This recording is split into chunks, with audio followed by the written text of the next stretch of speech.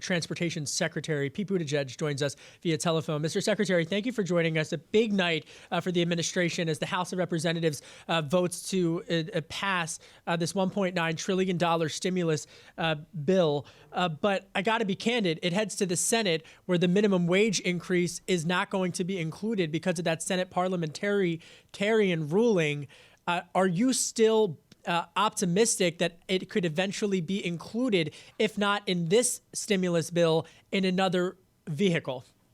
Well, what we know is the American people want this. It's good for the economy. It's good for workers. It's good for families. And so we remain committed to this as a matter of policy. And, whatever the mechanics are on Capitol Hill, bottom line is it's going to make a big difference, and it's a good idea. In the meantime, we are pursuing this rescue plan that is just so important at a moment when we are a long way from being out of the woods. We have got to get doses of vaccine out to sites. We got to get shots in arms, and we got to get checks out to families. An abundantly bipartisan majority of the American people want this to be done. We're hoping that'll amount to a bipartisan majority on Capitol Hill, too. And just to stay on the issue of the minimum wage, just for a follow-up, do you think that Democrats should abolish the filibuster? And if so, what would that mean for the rest of Biden's agenda if they don't? I'll let the president speak to that. What we know is that, again, we're talking about things that the American people want. You can only face down the American people for so long when they say loud and clear that these kinds of policy changes are needed. This is part of why the American people chose Joe Biden to be president, campaigning on a promise to deliver this kind of relief and support for American families. And that's why we have such optimism that it will be able, even in Washington, to carry the day.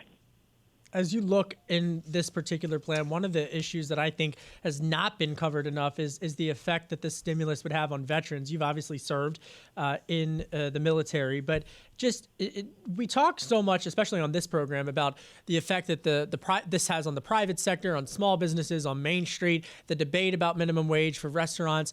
But how will this stimulus bill directly affect veterans who have been absolutely crushed by this economic downturn? Well, that's exactly right. You look at the economic hardship, unemployment rates, things that veterans are up against, and veterans are Americans who have given so much to this country, deserve for this country to take care of them too, to make sure that this is a country that is economically strong, just as they've put their lives on the line, to make sure that this country is physically strong. And whether we're talking about the public health benefits, the educational benefits, or the simple cash benefits that are clearly needed, that are, again, wildly popular in terms of bipartisan support among the American people, it feels to us like a no-brainer for Congress to act. Secretary Buttigieg, prior, obviously, to your becoming secretary, you were the former South Bend mayor. And when you put it through that perspective of the heartland and some of these economic dire needs of small businesses, I'm curious if you think that they would be able to afford, or whether there needs to be more done in terms of retraining for emerging industries. So many, unfortunately, of these industries that have been ravaged by the pandemic, the data suggests that they're just not going to come back, or if they do come back, it's going to be a sliver of what they were. Is there enough money in this stimulus for retraining for the middle class? Well, when it comes to retraining, my answer is yes, but yes, we've got to do it. We've got to make sure that we're preparing workers for the jobs that are going to be growing, because we know the 2020s are going to be full of technological and economic change. The but is that retraining is not enough. We've also got to make sure that we're supporting workers and working families, not just in terms of the immediate mechanics of getting the next job, but being able to be healthy and in thriving communities. The rescue plan, let's be clear, is just that. This is a rescue plan. This is in order to make sure that the economy and the country and families get through this dark season and survive. It is the first and not the last statement about the broader vision that the president was elected to deliver, which is to build back better. And once we have been able to deliver this rescue plan, which is our total focus right now as an administration, then there's an opportunity to zoom out, to look at a bigger picture, and to look in particular at the ways where, frankly, we have been disinvesting as a country for a good 40 years or so are paying the price, but don't have to do it the old way anymore. And I expect that you'll see a lot of discussion and a lot of action going into this question of how to make sure workers are ready. You look at my area alone, transportation, and some of the things that might be happening in terms of automation, electrification, that can put a lot of jobs in danger, but it can also create a lot of jobs if and only if we're making the investments to make sure American workers win. Let me follow up on that job creation, and from not only from a domestic standpoint, but from a geopolitical one. What disadvantage is the United States at if it loses its ground or cedes its ground to other countries like China, for example, Mr. Secretary, where they are continuing to make those investments, not just in their own infrastructure, but in their digital infrastructure as well? Our strategic competitors are wasting no time in making these investments, and they're not stupid. They're doing it because they know it makes them more competitive. And if we're not doing it, it makes us less competitive.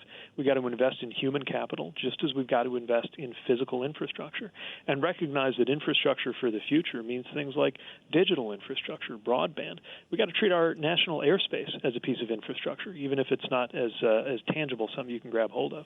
And we will absolutely be left behind if we don't. So this is the season where we've got to decide whether the U.S. will lead the world or whether we're just another country.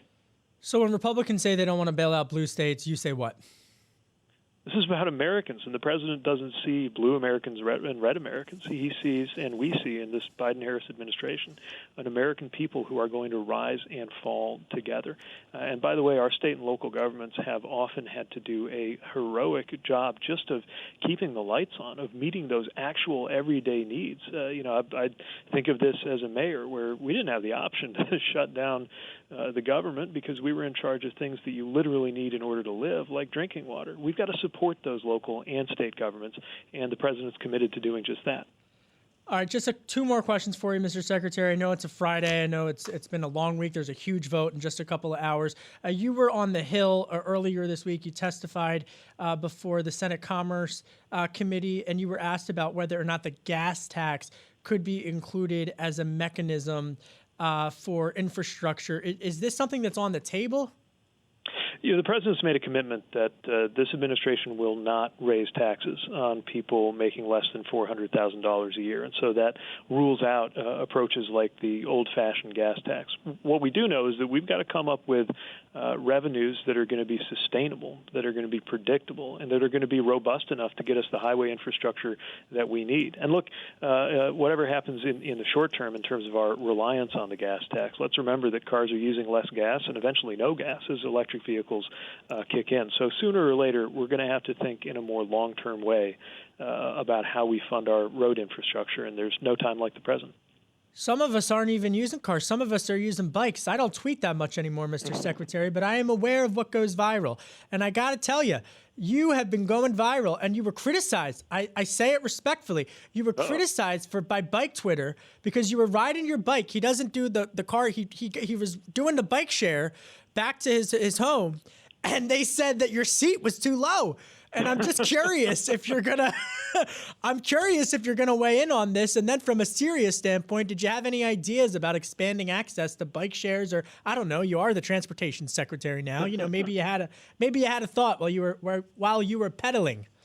Yeah, so I'm a big believer not only in making sure that our cars are greener, but also that people have different alternatives to get around, and making our communities more bikeable is part of that. And I realized, actually, I was going through my HR paperwork coming on as an employee like everybody else, and there was a sheet in there to let me know there's a employee benefit that we have a kind of a group membership in the Capital Bike Share program where you can rent a bike from any one of these convenient stations around town. And so I thought I might as well practice what I preach and go home that way, especially since it was a pretty nice evening. So I've done it a couple times this week and took advantage of that program. And look, this is a really important part of how people can and should get around. It's cleaner, greener, healthier, and in many cases more economical. And we got to make sure our cities and communities are set up for this. It's one more area where I hate to see America behind other countries and other cities. So you'll see me out there preaching the virtues of biking to work and biking around for sure. But Bike Twitter wasn't wrong. I was in a little bit of a hurry to get home. I was a little bit lazy about adjusting the seat, and it was admittedly not exactly where it ought to be for an efficient ride.